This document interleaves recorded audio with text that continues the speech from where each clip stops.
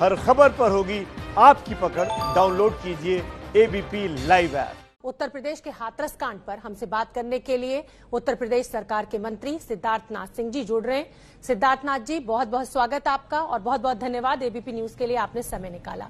मैं सबसे पहला सवाल मेरा आपसे यही है कि संदीप जो कि आरोपी है वो एक चिट्ठी लिखता है एसपी को, वो चिट्ठी बाहर आ जाती है।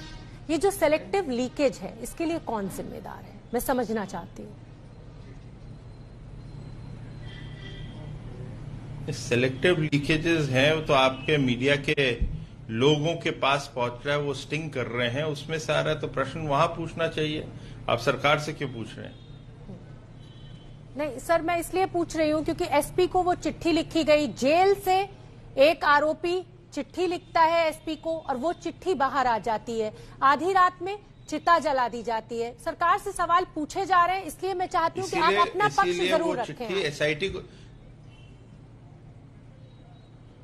पक्ष इतना ही है हमारा कि एसआईटी को चिट्ठी दे दी गई है। उस चिट्ठी के ऊपर क्या उन्होंने लिखा है उसके बारे में पूरी की पूरी जो है उस पर एसआईटी इंक्वायरी करेगी और सामने कोर्ट में रखेगी। सर, मैं आपसे ये भी समझना चाहती हूँ कि अभी तक ये मामला एक तरफा था, लेकिन अब ठाकुर समाज भी सामने आ गया है। दोनों पक्षों का अपना अपना तर्क है। मैं ये जानना चाहती हूँ कि जांच कहाँ तक पहुंची है और कौन जिम्मेदार है। क्या माहौल बिगाड़ने की कोशिश की जा रही है? मैं इस पे जांच हम कहां तक की पहुंचे इस पे तो मैं कुछ नहीं कह सकता।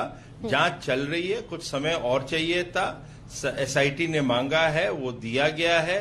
हमने अपनी तरफ से कोर्ट में, सुप्रीम कोर्ट में जाके ये कहा है कि इस पे कृपा करके हम चाहते हैं सीबीआई इंक्वायरी, और सीबीआई इंक्वायरी के साथ साथ इसको कोर्ट मॉनिटर करना चाहे तो हम उसका स्वागत करेंगे। सरकार की तरफ से कोई चीज छुपाने की नहीं है, पारदर्शिता करना चाहते हैं जिससे कोई प्रश्न ना उठे, और ये सब चीजें लेते हुए सरकार ने अपना पक्ष सुप्रीम कोर्ट में रखा है। एक मुख्यमंत्री योगी जी की तरफ से ये भी कहा गया कि जातीय हिंसा भड़काने की कहा जाए कि सौहार्द बिगाड़ने की कोशिश भी की जा रही है। कौन है ये लोग? इसके लिए तो आ ही गया है। इसके अंदर पीएफआई, सीएफआई का नाम आया है, ईडी, डीआरआई उस पर इन्वेस्टिगेशन कर रही है। फंड का जो चैनल है वो सामने आ रहा है, कुछ पैसे पकड़े भी गए हैं जो हवाला में चल रहे हैं। ये सब चीजें सामने आ रही हैं और ये सब चीज जो है ये मैटर ऑफ इन्वेस्टिगेशन के साथ कोर्ट के सामने भी रखा जाएगा। और कोई भी विपक्ष के लोग जो शोर मचा रहे हैं कि ये सही नहीं है, झूठा नहीं है, तो कोर्ट में जाके कहें। अब उसका कोई लाभ है नहीं। बस सरकार एफिडेविट के माध्यम से अपनी चीजों को, अपने पक्ष को सामने लाके रख रही है। सिद्धार्थनाथ जी, मैं आपसे ये जानना चाहती हूँ कि मामला बहुत उलझ गया है, बहुत बिगड़ गया है। एक बच्ची के साथ बलात्कार जो है वो एक अपराध नहीं है। आप भी जानते हैं कि ये एक मानवीय संवेदना का मामला है। क्या जो प्रशासन, पुलिस प्रशासन, चाहे आपके डीएम हो चाहे आपके एसपी हो, क्या ये गलत तरीके से हैंडल हो गया? इस सिचुएशन का आकलन ठीक नहीं हो पाया और चीजें बिगड़ती चली गई। आधी रात में एक बच्ची को अगर केरोसिन डालकर उस तरह से अंतिम संस्कार किया जाएगा तो क्या आपके प्रशासन से गलती हो गई? सरकार की नीयत साफ थी? देखिए, ये इसका भी जवाब प्रशासन के माध्यम से दिया गया है। ये सब चीजें जो आप मुझसे प्रश्न पूछने का प्रयास कर रही हैं, ये सब चीजों का प्रश्न का उत्तर दे चुके हैं, सरकार की तरफ से दिया गया है। अब क्यों करा गया उसके बारे में भी कहा गया है। हाँ, ये जरूर है कि न्याय मिलना चाहिए है। एक बच्ची के साथ हुआ है, चाहे वो कहा जो जाता है, मीडिया का कुछ लोगों का पक्ष है, कुछ लोगों का और पक्ष है कि ये बलात्कार है, जो फोरेंसिक है उसको इग्नोर करते हुए ये भी कहा जा रहा है कि नहीं ये बलात्कार है। फोरेंसिक जो रिपोर्ट है, पोस्टमार्टम की रिपोर्ट है, वो कहती है ऐसा है नहीं। मगर ये सब चीजों का जो है, अब जब सीबीआई इंक्वायरी में है और एसआईटी साथ में मदद कर रही है तो ये चीजें सामने आएंगी, क्या सच है क्या नहीं है। हमारा ये विश्वास है कि दूध का दूध, पानी का पानी होएगा, और जो एक षड्यंत्र रचा जा रहा था सरकार को डिस्टेबलाइज करने का, वो षड्यंत्र भी सामने आएगा और उन लोगों को भी जवाब देना पड़ेगा जो गाड़ी से उतर के एक्सप्रेसवे में पैदल चल रहे थे। आपका इशारा राहुल और प्रियंका के ऊपर है। मैं सवाल इसी से जुड़ा हुआ आपसे पूछना चाहती हूँ। सिद्धार्थ जी, अगर राहुल और प्रियंका एक पीड़िता के घर जाना चाहते हैं, उनसे मिलना चाहते हैं, तो सरकार को दिक्कत क्या? क्यों?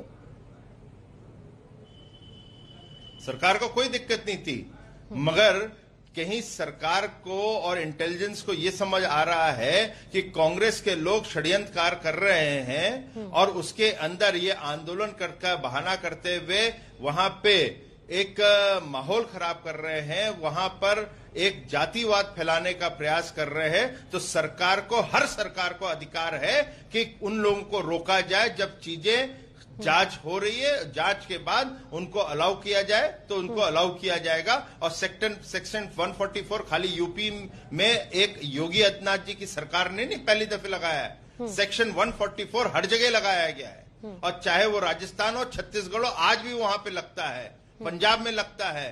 क्या उसमें अधिकार है किसी को भी तोड़ के जाने का? ये सेक्शन 144 एक कानून के तहत एक प्रक्रिया है, और जब है तो उसका उल्लंघन किया जाएगा तो रोका जाएगा। मगर राहुल और प्रियंका वाड्रा जाना चाहते थे तो उनको बाद में अनुमति भी दी गई है, जब हटा दिया गया था, मीडिया को भी दी गई, सबको दिया गया है। मगर जब चीजें सामने आती हैं तो इन्वेस्टिगेशन प्राथमिकता होती है, क्योंकि आप लोग भी कह रहे हैं कि न्याय मिलना चाहिए। न्याय बिना इन्वेस्टिगेशन के नहीं मिलता, और उसके अंदर कोई भी दखल अंदाजी होती है तो सरकार और कानून कहीं की भी हो और किसी भी विश्व में भी कहीं की भी हो, उसको अधिकार है कि लोगों को वहां पे हस्तक्षेप करने से रोका जाए, जिससे कि इन्वेस्टिगेशन ठीक तरीके से हो सके। बिल्कुल ठीक है, दूध का दूध और पानी का पानी होना बहुत जरूरी है, क्योंकि ये मामला जैसे जैसे दिन आगे बढ़ रहे हैं उलझता जा रहा है। सिद्धार्थ जी, आपने कहा कि राहुल और प्रियंका जो है वो सियासत कर रहे हैं, और जिस तरीके से खोई हुई जमीन उत्तर प्रदेश में शायद उनको ये मौका मिल गया है ये तलाशने का। लेकिन जब बीजेपी के कार्यकर्ताओं से और नेताओं से हम बात करते हैं तो वो ये कहते हैं कि राजस्थान क्यों नहीं जाते, या छत्तीसगढ़ में कोई क्राइम होता है तो वहां क्यों नहीं जाते, पंजाब क्यों नहीं जाते? देखिए, तो कांग्रेस का जवाब मैं बता देती हूँ। कांग्रेस ये कहती है जी, जी अपनी बात बोलिए सर। जी, आप पूछ लीजिए पूरा प्रश्न। नहीं सर, हो गया, प्रश्न हो गया, आप जवाब दीजिए। देखिए, आपने पूछा तो मैं इसका जवाब देता हूं कि ये मैंने ही स्वयं रेस किया था, और जिस दिन ये राहुल और प्रियंका वाड्रा जा रहे थे, प्रेस कॉन्फ्रेंस के माध्यम से मैंने इस चीज को पूछा था, और ये आज भी मैं पूछता हूं, आपको सेलेक्टिव क्यों होना? आपने हमसे कहा आप सेलेक्टिव मीडिया लीक क्यों हो रहा है? मैं कह रहा हूं सेलेक्टिव आपकी कांग्रेस की और या अन्य राज्य, अन्य विपक्ष पार्टियों की क्यों हो रही है? कहीं एक किसी महिला को और विशेष रूप से जो बच्ची हो उसको कहीं उसका कत्ल होता है, या जो कहा जा रहा है कुछ सेक्शन के माध्यम से कि बलात्कार है, मैं दोनों चीज मानता हूं, तो ये गलत है और सच्चाई आनी चाहिए। मगर वो सिलेक्टिव नहीं हो सकती कि आप उसको एक मुद्दा बनाओ। आपके उसी समय आपके यहां आपके राज्य में होता है, और वहां पर वो लड़की जो दो बहनें होती हैं वो और छोटी हैं, उनके साथ किया जाता है, मगर आपके मुख्यमंत्री जो जवाब देते हैं आप उस पर प्रश्न भी नहीं पूछते। आज वहां पे महाराष्ट्र में होता है, आप वहां की सरकार से प्रश्न भी नहीं पूछते हैं। छत्तीसगढ़ में हुआ है, जिस प्रकार से मीडिया पे लाठी बरसी है, आपका क्या प्रश्न आपको पूछना चाहिए कि नहीं पूछना चाहिए? यहां पे कह रहे हैं आपने मीडिया को रोक दिया, फ्रीडम ऑफ प्रेस की बात करते हैं पंजाब में जाकर। ये सब चीजों का राहुल गांधी जवाब तो दें। एक तरफा आप कैसे हो सकते हैं? न्याय तो न्याय हर तरफ से होना चाहिए, और कसौटी पे जाके न्याय होना चाहिए, मगर उसके अंदर अपने ऊपर भी उंगली उठती है तो हिचक नहीं होनी चाहिए कहने में कि यहां हमने गलती करी है। ठीक है सिद्धार्थ जी, मेरा सवाल यह है कि एक बड़ा दावा सरकार के द्वारा किया गया है कि जो जांच एजेंसियां हैं, या जो कहा जाए सिक्योरिटी एजेंसीज, उन्होंने ये इनपुट दिया है कि पीएफआई जो है वो हाथरस के बहाने माहौल खराब करने की कोशिश कर रहा है। क्या आपके हाथ में कोई पुख्ता ऐसा सबूत लगा है जिससे ये पता चला हो कि केरल में बैठा व्यक्ति हाथरस में माहौल खराब कर रहा है?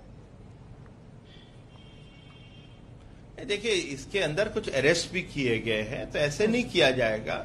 और एक आप भी जानते हैं, आप तो बहुत पुरानी पत्रकार हैं और बहुत सीनियर हैं, जो भी चीजें ऐसी होती है, इन्वेस्टिगेशन होता है, तो उसके लिए बैकग्राउंड एक पूरा लेना पड़ता है, और साथ ही साथ क्योंकि आप कन्विक्शन में जाते हैं, कन्विक्शन कोर्ट में होता है, और ये तो इसका संज्ञान कोई और नहीं, सुप्रीम कोर्ट में लिया गया है, तो जो भी होएगा उसका प्रूफ दिया जाएगा। मगर इस समय बीच उसमें तो मेरे पास नहीं आएगा, मैं जब भी आएगा तो आप लोगों के सामने जरूर पेश करेंगे। ठीक है। और उधर खबर हमें ये भी मिल रही है कि कर्नाटक के हुबली में यही पीएफआई हाथरस में जो कुछ हुआ है उसके विरोध में प्रदर्शन कर रही है। तो क्या ये दोगलापन पीएफआई का या जांच एजेंसियों को भ्रमित करने की कोशिश, कैसे देख रहे हैं आप?